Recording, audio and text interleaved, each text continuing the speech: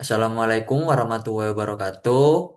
Perkenalkan nama saya Muhammad Jindan Sarifullah dengan plat NIM terakhir 1060. Di sini saya akan menjelaskan hasil codingan saya dari LKM 7 dan LKM 8. Langsung saja ke LKM 7 soal nomor 1. Buat proses klasifikasi menggunakan metode boosting khusus untuk data kategori pada dataset Adult CSV. Tuliskan penjelasan, analisis, dan akurasinya. Langsung saja ke codingannya. Yang pertama, pada awal program itu saya mengimpor beberapa library yang dibutuhkan seperti impor PD, Pandas ASPD itu digunakan untuk membaca dataset dan mengolah datanya. Kemudian untuk train test split digunakan untuk membagi data menjadi data training dan data testingnya. Kemudian untuk ada boost classifier itu digunakan sebagai algoritma boosting yang merupakan salah satu metode enable learning. Lanjut, untuk label encodernya itu digunakan untuk mengubah label kategorikal menjadi numerik, sedangkan accuracy score, classification report, confusion metric itu digunakan untuk mengevaluasi performa model. Selanjutnya, untuk membaca dataset adult menggunakan fungsi RCSV seperti DF sama dengan PD RCSV. Ini digunakan untuk melakukan klasifikasi pendapat seseorang berdasarkan beberapa atribut yang dimiliki. Berikutnya, saya menentukan kolom kategori yang akan digunakan sebagai fitur, yaitu dengan codingan kolom underscore kategori sama dengan for class atau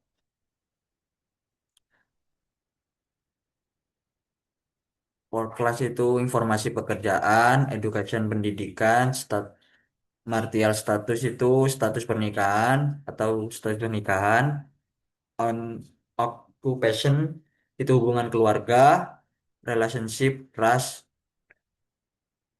dan race-nya itu negara asal. Nah, native country negara asal. Kemudian saya menentukan fitur dan targetnya dengan codingan X sama dengan DF, kolom kolom kategori Y sama dengan DF income. Yang mana variabel X-nya itu digunakan untuk menyimpan fitur atau atribut yang akan digunakan dalam proses klasifikasi. Sedangkan variabel Y-nya itu digunakan untuk target atau kelas yang akan diprediksi yaitu kategori pendapatan dan pendapatan pada dataset adultnya.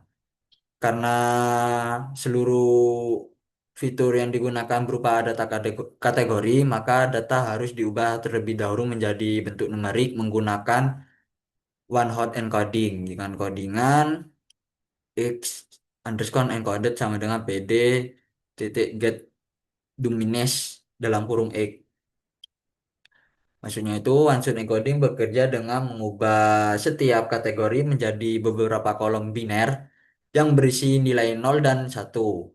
Proses ini diperlukan karena algoritma machine learning tidak dapat langsung mengolah data berbentuk teks. Selanjutnya, target income juga diubah ke bentuk numerik menggunakan label encoder. Codingannya seperti label encoder ini sama dengan label encoder. Label encoder.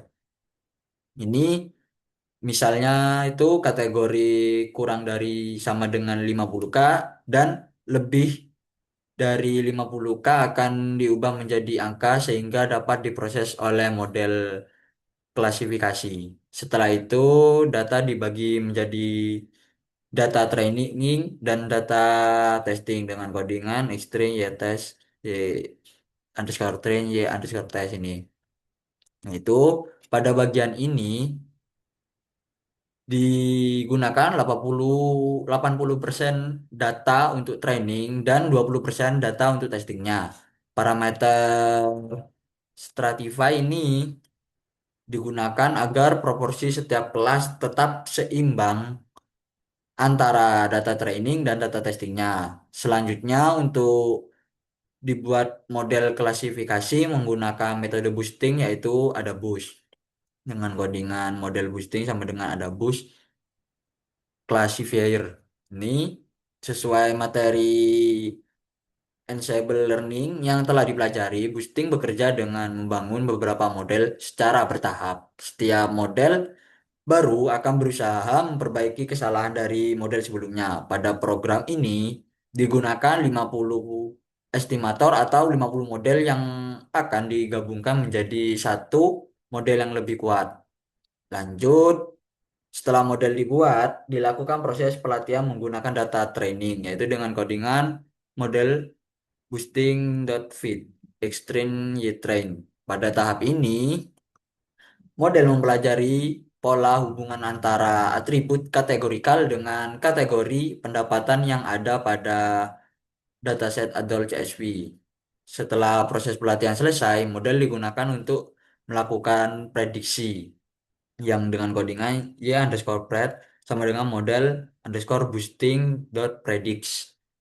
Perintah ini menghasilkan prediksi kategori pendapatan berdasarkan data testing yang sebelumnya tidak digunakan saat proses pelatihannya. Selanjutnya dilakukan perhitungan akurasi model dengan codingan akurasi sama dengan akurasi score dalam kurung y underscore test, koma y underscore pred tutup kurung.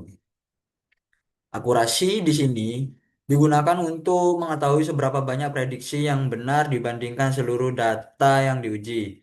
Terakhir, dilakukan evaluasi model. Nah, dengan codingan output seperti print, F akurasi model, ada boost, panggil akurasi, part F. Output yang dihasilkan menampilkan nilai akurasi, confusion matrix, serta classification report yang berisi precision, recall, F1 score, support. Berdasarkan hasil pengujian, diperoleh hasil akurasi sebesar 8,8245 atau 82%, 82,45%. Hasil ini menunjukkan bahwa model mampu mengklasifikasikan pendapatan dengan cukup baik menggunakan atribut kategorikal. Selain itu, hasil ini juga membuktikan bahwa metode Adabus sebagai salah satu teknik ensemble learning mampu meningkatkan performa klasifikasi dengan cara menggabungkan beberapa model dan memperbaiki kesalahan prediksi secara bertahap. Lanjut untuk LKM 8 soal nomor 1. Ulangi membuat prediksi seperti di kelas praktikum namun menggunakan studi kasus pada tabel yang ada di PPT. Nah, pada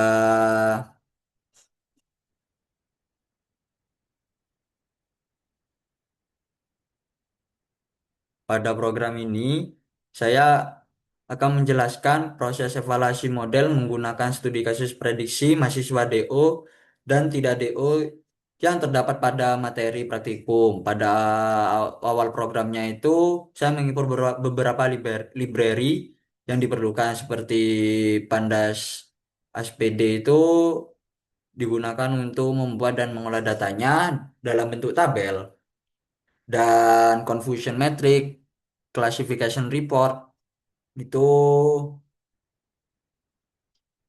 ya ini accuracy score, prediksi score, recall score, F1 score itu digunakan untuk menghitung metrik evaluasi yang telah dipelajari pada materi metrik evaluasi. Selanjutnya untuk membuat data sesuai tabel yang terdapat pada PPT dengan data NIM status sebenarnya hasil prediksi. Data tersebut berisi 3 kolom yaitu NIM atau status sebenarnya dan hasil prediksi atau status sebenarnya menunjukkan kondisi asli mahasiswa apakah DO atau tidak. Nah, untuk sedangkan hasil prediksinya ini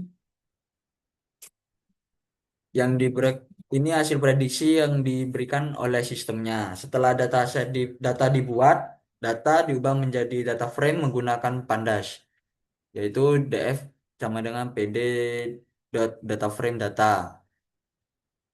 Data frame digunakan agar data lebih mudah ditampilkan dalam bentuk tabel dan lebih mudah diproses. Kemudian tabel ditampilkan menggunakan perintah print tabel data prediksi print DF. Nah, ini tujuannya agar guna dapat melihat data aktual dan hasil prediksi yang akan dievaluasi. Selanjutnya saya akan menentukan data aktual dan data prediksinya dengan codingan y underscore true sama dengan df status sebenarnya y underscore pred sama dengan df hasil prediksi, yaitu variabel y true-nya itu berisi status sebenarnya dari setiap mahasiswanya, sedangkan y underscore pred-nya ini berisi hasil prediksi yang diberikan oleh sistemnya. Kemudian saya menentukan kelas positif dengan codingan label positif sama dengan DO. Pada studi kasus ini, mahasiswa yang berstatus DO dianggap sebagai kelas positif karena menjadi fokus utama yang ingin dideteksi. Untuk tahapan berikutnya adalah membuat confusion metricnya. Yaitu dengan CM confusion metric yaitu koma ypred, koma label, sama dengan DO tidak DO. Confusion metric digunakan untuk mengetahui jumlah prediksi yang benar maupun salah sesuai materi praktikum. Confusion metric terdiri dari 4 confusion, yaitu true positif, true negatif, false, false positif, false negatif. Selanjutnya nilai-nilai tersebut diambil dari confusion metric contoh dengan TP sama dengan CM00, FN sama dengan CM01, FP sama dengan CM10, TN sama dengan CM11. Maksudnya itu true positif atau TP adalah jumlah mahasiswa yang diprediksi DO dan memang benar-benar DO. Untuk FN atau false false negatif itu mahasiswa yang diprediksi tidak DO, tapi sebenarnya di DO. Untuk yang FP atau false positif adalah mahasiswa yang diprediksi DO tetapi sebenarnya tidak DO. Untuk yang TN atau true negatif adalah jumlah mahasiswa yang diprediksi tidak DO dan memang benar-benar tidak DO. Kemudian nilai TP, FN, FP, TN ini ditampilkan menggunakan perintah print agar lebih mudah dianalisis. Seperti ini contoh printnya. Lanjut, setelah memperoleh nilai confusion metric, langkah berikutnya adalah menghitung metrik evaluasinya dengan codingan accuracy prediksi recall F1 specificity. Akurasi di sini digunakan untuk mengukur ketepatan model secara keseluruhan. Precision digunakan untuk mengukur seberapa tepat prediksi mahasiswa DO yang diberi oleh model. Sedangkan untuk recall-nya digunakan untuk mengukur kemampuan model dalam menentukan seluruh mahasiswa yang benar-benar DO. Untuk F1 score-nya itu merupakan gabungan antara precision dan recall sehingga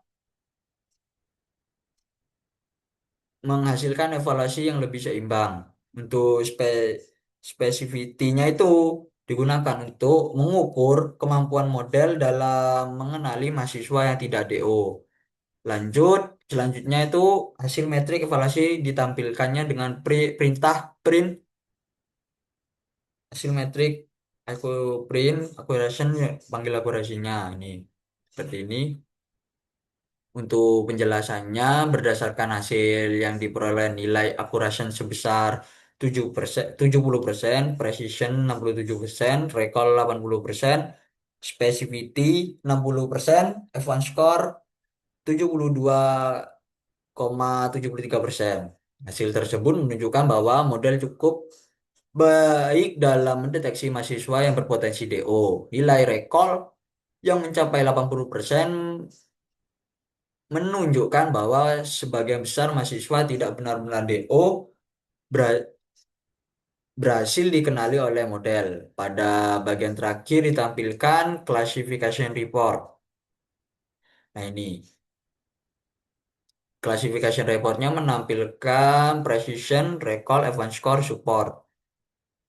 Yang mana ini memberikan gambaran yang lebih lengkap mengenai performa model pada masing-masing kategori yaitu DO dan tidak DO-nya. Dari hasil evaluasi dapat disimpulkan bahwa recall menjadi metrik yang paling penting pada studi kasus ini karena tujuan utama adalah mendeteksi mahasiswa yang berpotensi DO agar tidak terlewat. Mungkin sekian dari penjelasan saya. Kurang lebihnya mohon maaf. Wassalamualaikum warahmatullahi wabarakatuh.